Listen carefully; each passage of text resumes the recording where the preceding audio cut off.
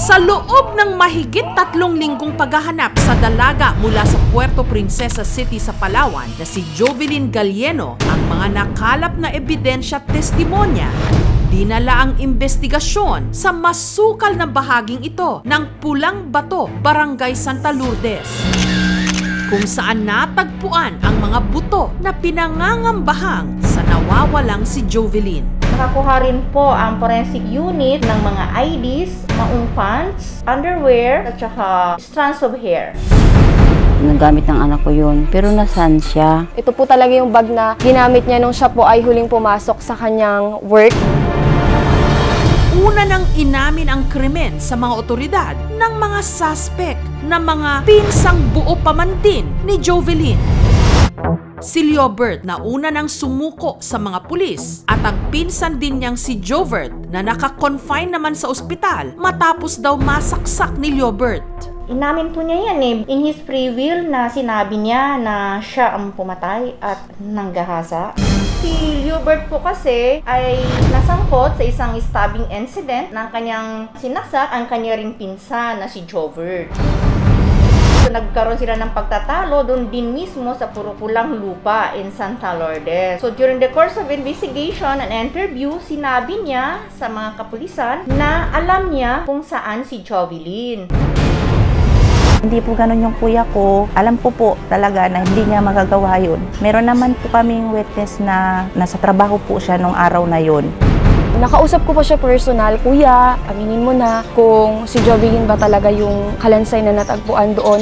2 beses ko po siyang tinanong. Ganun po siya. Nakakapagduda, sir, yung bungo na sinasabi nila. 3 weeks, ganun agad, linis. Hindi ako na. Kumpara po sa akin, hindi po yun siya.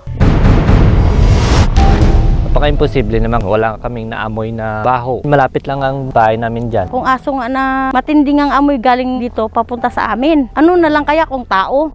Malabo, hindi totoo yan na buto ni Jovelyn Galieno yan.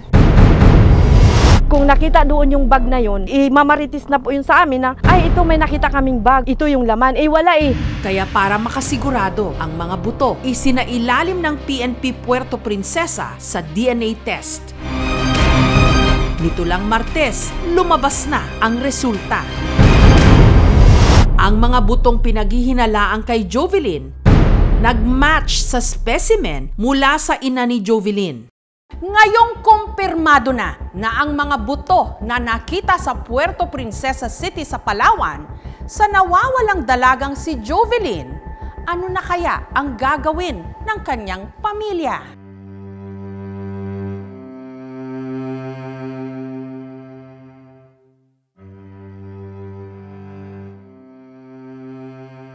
Sobrang sakit. Sobra.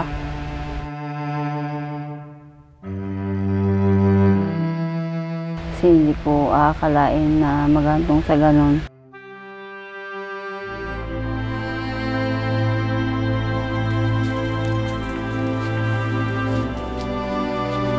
Yung makita namin na buto-buto na lang, hindi man lang namin siya nasilayan.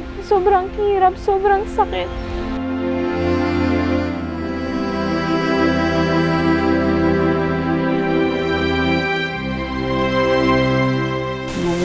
Hindi pa rin ako nakakaniwala.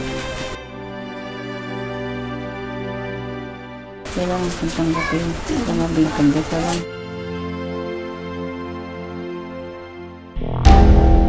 May mga pag-aagam man, inayos pa rin ni Jeline ang death certificate. Masakit sa akin kasi isa akong magulang. Ang ine-expect ko yung aasikasuhin lang yung enrollment niya, pero hindi yung bagsak namin yung death certificate niya. Sobrang hirap. Naglaban yung expectation namin versus reality. Sobrang hirap. Mahirap kasi kamag-anak namin yun yung ikukulong. Sobrang hirap na. Sabi ko, bakit pamilya ko pa? Hindi mo na po sana ako magsasampa ng kaso kasi po naguguluhan kasi ako, ma'am. Sa kabila ng positibong resulta ng DNA test na isinagawa ng mga pulis, Meron pa ring naniniwalang hindi kay Jovelyn ang mga natagpuang buto. Narinig-rinig lang naman namin dito sa palengke na siguro malaking taong nakahawak niyan. Nabasa ko sa Facebook na dinawit nila yung teacher kasi nga parang walang pakialam tapos hindi makontak. Kidnapping po, di kaya nagtanan daw po si Jovelyn. Maaring may boyfriend. Kaya para mas makampante ang pamilya, humingi na rin sila ng tulong sa NBI. Alam namin yung may pag-asa pa, kaya tutuloy pa rin kami sa laban. Hindi kami susuko na kahit na may death certificate na. Ano kaya ang resulta ng DNA confirmatory test na isinagawa ng NBI? Mag-match kaya sa DNA test na isinagawa ng PNP sa Puerto Princesa? Itong result ng DNA examination, ang isa sa mga suspect na si Jovert umarap din sa aming team. Tuluyan na kayang magsampa ng kaso sina Jeline laban sa kanyang mga pamangkin? Sakit na sa ulo. Ang mas tumitinding paghahanap sa katotohanan sa nangyari kay Jovelyn Galieno. We will be doing a complete investigation. Itong result ng DNA examination, susunod na! Para mabura ang mga agam-agam. Ang pamilya ni Jovelyn humingi na rin ng tulong sa NBI.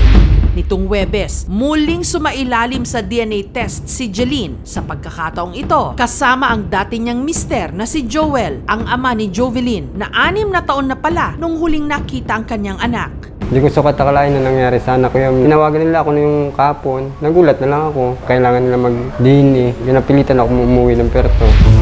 Itinurn over na rin sa NBI ang mga buto. Please be assured na we will be doing a complete investigation and examination.